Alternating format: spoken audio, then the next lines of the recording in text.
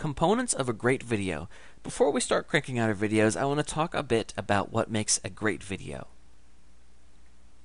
You want to make sure that the video is interesting and directed towards a target audience.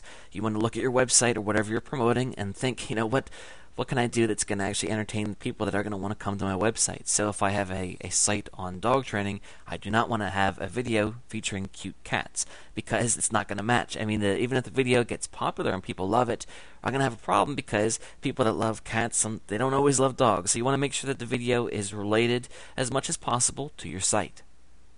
You want to make sure that it's informative and or entertaining. Obviously, not every video is going to be something that you're going to learn. People love to see when people fall down, people get hurt. Unfortunately, it sells. What can I say? So you want to make sure that what you have is going to be offering people something. So again, going back to the dog training, if your video is going to actually help teach someone some information on dog training, that's helpful and that's good.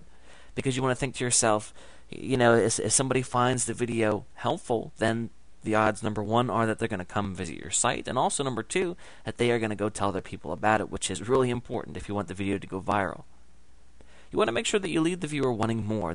I can't stress this enough, because when the person views the video, they're not automatically going to get pulled to your website. You need to ask them to make that step themselves. So you want to make sure that you leave them something. So, for example, if you're going to teach them a tip on dog training, make sure that you don't teach them everything you know. You need to leave something for them to want more. So, maybe you would teach the first lesson in a 3-part series and say that the rest are on my website. So then obviously if people like the lesson, they're going to come to view the other ones, and then bam, you have them on your website, which at point then you can start to be selling things to them. You want to be leaving the viewer feeling a need to come visit your website. Again, going back into what I just said there, just make sure that you have some type of pull to get them to come to your site. Keep in mind when you make your video that it has good potential to be viral, which means that there's something catchy, maybe some kind of hook.